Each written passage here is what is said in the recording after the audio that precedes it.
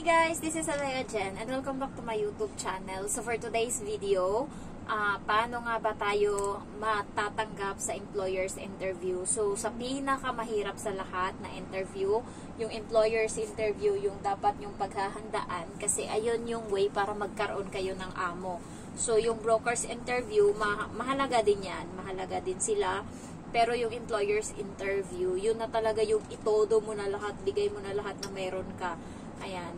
So, first na itatanong sa'yo ng amo mo, yung mga, background mo, ayan, pangalan, edad, kung ano ka, ilang taon, ganyan-ganyan. So, i-introduce mo yung sarili mo.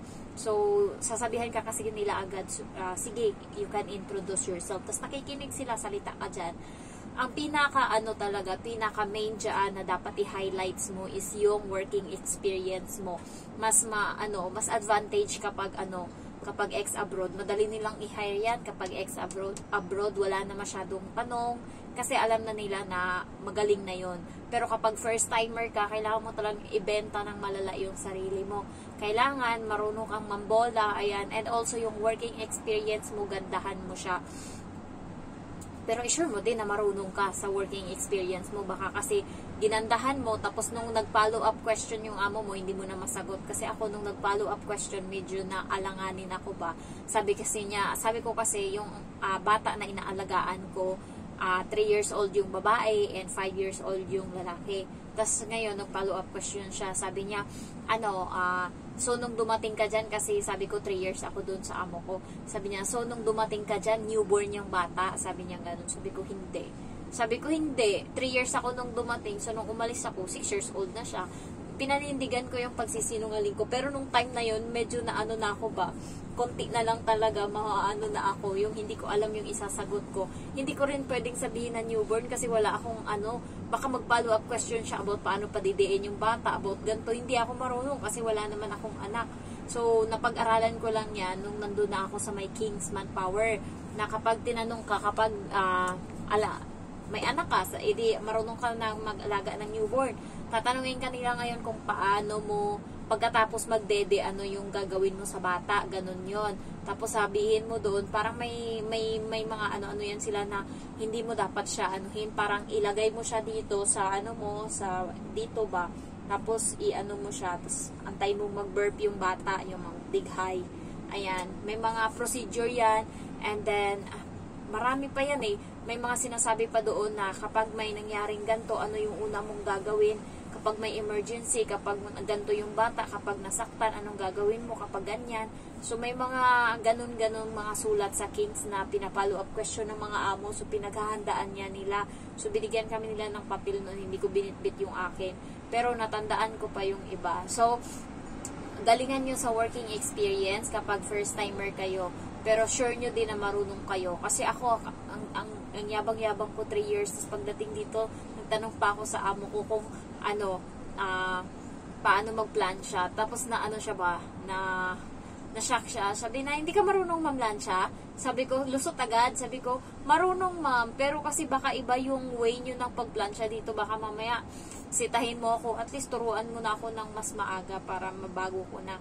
Sabi, hindi rin pala siya marunong mamlansya, guys. Diba, ito yung plansya. Ito, nasunog. Ako yan, kagagawan ko yan. Kaming dalawa. First day ko.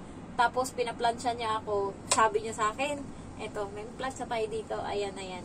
Ito, minimum, yung pinaka-first. Ayan, 1, 2, 3. Yung pinaka-3, yung maximum. Aba, tinodo niya ngayon pinaka-maximum. Inikot niya. Sabi niya, iyan, i-full mo. Tapos, i-ano mo ngayon.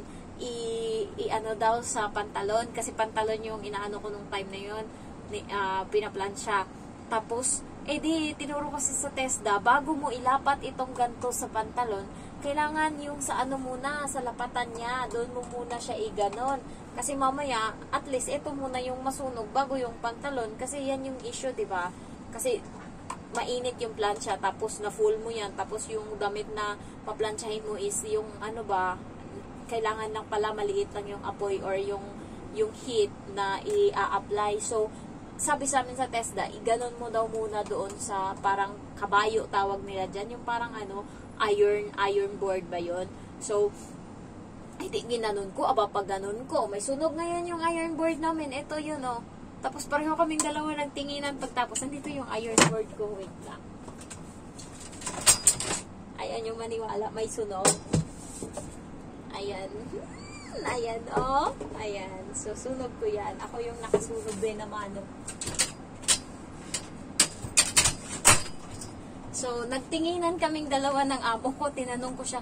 Sabi ko, ngayon to nasunog? Sabi kong ganun sa kanya. Sabi niya, oo. Sabi niya. Tapos, ayun, ang turo niya sa akin kung paano magplanja is iganto daw. Ito yung damit. Di ba, dapat ganun-ganon. Aba, turo niya sa akin, ganun-ganunin ko daw. Di mo, natatawa ako ngayon pag naalala ko. Ganun-ganunin ko daw. Ay, Diyos mio. Siguro kung makita niya ako ngayon mamlansya, tapos yung plancha ko is, smooth ba? Ganun-ganon. Siguro matatawa siya kung paano niya ako tinuruan mamlansya na iikot-ikot ng ganon. So, wala talaga tong alam yung amo ko pagdating sa mga gawaing bahay. Kasi nga, sabi niya nga, prinsesa siya nung dalaga siya. Kasi may katulong sila, yung katulong nila Indo. So, kalain mo yun, 5 silang magkapatid, tas mag-asawa. So, 7 lahat yung pinagsisilbihan ng Indo. Tapos, maliit pa daw yun. Yung Indo na yun, 10 years sa kanila mahigit. So, ganun sila. Ewan ko, nagtagal yung Indo na yun. Tapos, ngayon yung bago, mas matagal siya sa akin ng ilang months lang, ma-endo na siya ngayong March. Ayaw niya na talaga. Umiiyak siya sa gabi. Grabe daw yung pagod na nararanasan niya doon. Sabi niya pagkatapos daw ng contract niya, hindi na daw siya renew. So, din siya, bawal siya. Maraming bawal. Parang ngayon yung matanda, maraming sa kanya ba? Maraming pinagbabawal. Parang pinagsisilosan ata siya. So, ayun. Silosa kasi yan sila. Sila sa selos. So, gandahan nyo yung working experience nyo and ibenta nyo yung sarili nyo doon and also bulahin nyo ng konti-konti. Pag tinanong kayo, marunong kayo magluto ng Chinese food, hindi po. Pero willing to learn talaga and mabilis naman ako matuto. Kasi guys, wala akong baon pagpunta ko dito, kundi yung talent ko is pag tinuro mo sa akin yan, madali, isang turo mo lang, tapos na agad yan. Hindi ko na tatanungin yan ulit sa'yo, alam ko na yan. So, ganyan yung quality ko or ganun ako magaling kasi parang, ang tawag doon, basta madali ako mag-catch up, kaya yung amo ko, hindi kami nag-aaway kasi nga isang turo, tapos agad, wala nang paulit-ulit ba. Tsaka isang beses niya lang ako turuan, hindi na paulit-ulit na, di ba sinabi ko na to sa'yo, ganito gawin mo, tas ikaw, tanga ka, ginawa mo yan ngayon, tas sa susunod na ipapagawa sa'yo uli, hindi mo na magawa ng tama yung tinuro sa'yo, doon nagiinit yung ulo ng mga amo, kaya iwasan nyo yan. So, dapat kayo ba? Tawag nito, basta madali kayo mag-catch up. And then next is, kapag nag-interview, kailangan nakasmile kayo always, hindi pwedeng simangot or kahit kinakabahan kayo, try nyo mag-smile. Mas maganda kung i-jolly nyo yung sarili nyo, ganun ako.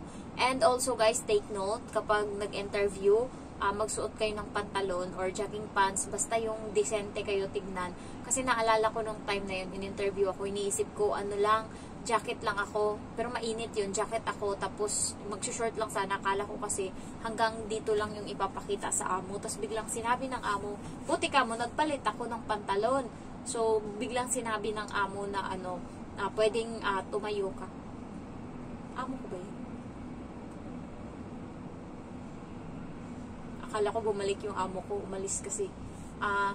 Bukas alis sila, punta silang China. So, ako na naman dito, 8 days o 9 days. Ganun ka, madalas silang bumiyahe. Tapos ako lang mag-isa dito. Tapos sa Friday, holiday. Tapos Saturday, day off. Hayahay ang buhay. So, sino dyan sa Friday? Sino dyan yung subscriber ko? Ay, bukas ko to ma-upload, diba? So, pwede pa. So, sino dyan yung holiday ng Friday? Tara, gala tayo, punta tayong deep water, mag-swimming tayo and mag-hike. Ako magluluto, kasi wala yung amo ko. Magluluto akong sinigang, o di kaya munggo, o di kaya bihon. So, naguguluhan ako, pero nakabili na ako ng doon sinigang mix. Kasi yun yung kailangan. And nagpunta ako kahapon sa welcome. Meron palang mga Filipino food doon sa loob. So, nakakuha akong sinigang and then bihon. Bihon natin. So, wala akong kasama kasi nga, yung kaibigan ko is may interview siya sa magpapalit siya ng amo guys. Pahirap talaga kapag may kasama kang ibang yung katulong, and yung katulong na yun is matagal sa'yo, Pinay din. siya, pinahamak siya. So ngayon, nag-break siya ng contract, supportado naman siya ng amo niya. Sabi na, sige, maghanap ka na ng amo. Pero sayang yun, kasi stay out siya sa trabaho niya. Sayang talaga, malaki yung sahod niya. Tapos hindi ganun kahirap yung trabaho. Yun lang sa kasama talaga siya nahirapan. Kasi sabi sa kanya ng amo niyang babae, ito yung lutuin sa gabi. Tapos nung nilabas niya na, sabi ng babae na katulong na isa, sabi ni ma'am, hindi daw dito sila kakain. Sa labas daw sila kakain. Eh di, akala niya, totoo. Pag uwi ngayon ng amo, nagtaka, walang luto. Sabi ni dito kayo, dito kakain. Doon na. Nagalit na siya, minura niya yung isang katulong. Sabi niya, parati mo na lang ako pinapahamak. Ganyan parati yung ginagawa mo. Yung amo nila is taga-Ireland. Maganda sana eh. Sayang nga. Ang ganda. Tapos, may part-time siya. 3 yung part-time ng kaibigan ko. Kaya, Sabado yun. Kaya bukas, kung wala akong kasama, siguro mananatili ako dito sa sa Friday. So, ayun, ayun yung gagawin nyo. Anuhan nyo na lang, smile na lang. Yan yung pinaka-best weapon talaga sa lahat. And i-greet nyo talaga. And also, guys, pag nag-interview kayo, yung kamay nyo is dapat malinis yan, ha? Walang, tsaka kahit nandito kayo sa loob ng bahay, tinitignan talaga ng amo kung malinis yung kamay nyo. Kaya always yung kamay ko is malinis yan. Kita mo? Wala yung kuko. Kasi hindi ako nagpapahaba. Nadudugyutan din ako pag mahaba yung kuko ko. Hindi ako sanay. And walang mga kulay yung kuko ko. Yung sa paa, wala din. So, mas malinis talaga yung yung kamay ko. Nandiri kasi sila doon sa isang katulong. Mahaba yung kamay, yung kuko. Tapos may mga may mga dumi-dumi na dumikit na sa loob. Kaya kapag dumadating yung katulong na yun doon sa bahay ng matanda, tapos uupo sa isa sa mga upuan, kukuha sila ng wipes, wet wipes, pupunasan nila yun. Ayan. So, parang ako, napaka-insulto, diba? So, parang diring-diri sila. So, nakadepende din kasi, dugyo. Tapos, nagme-medyas pa siya, naaamoy namin. Siguro nga, nasasabi, kaya siguro kapag anong mga naanuhan niya, nililinis agad. So, parang ako yung nahihiya kasi pinapakita mismo sa kanya na nililinis yung mga pinagdadaanan niya. So, yung niya ngayon, mabaho yung paa niya, tapos yung medyas niya, hindi niya hinubad. Pinasok niya sa loob, tapos nangangamoy. Kasi, merong doon, carpet. Tapos ako, hubad talaga yung medyas ko, tapos hindi naman maamoy yung paa ko. So, tapos biglang siya, naka-medyas, tapos naaamoy. Tapos yung amo ko pa namang babae, yung ilong nito eh. Madali siyang makaamoy ba kung may amoy. Tapos narinig ko nung nakaraan, tinanong niya, kanino kayang paa yung maamoy? Parang ganun. Katapos yung, yung matanda na lalaki, niya, inamoy-amoy niya yung paa niya. So, alam ko na. And naaamoy ko kasi. So, yun din yung isang issue. Kaya maging hygienic kayo dito, malinis kasi ayaw nila guys ng madumi. Napaka-arte nila dito, pero yung mga panty nila is nakakadiri. So ayun lang, galingan nyo na lang sa employer's interview. Pray din kayo and sana makuha kayo. Marami kasing employer's interview, pero minsan hindi talaga pinapalad. So thank you for watching and I love you all. Bye bye.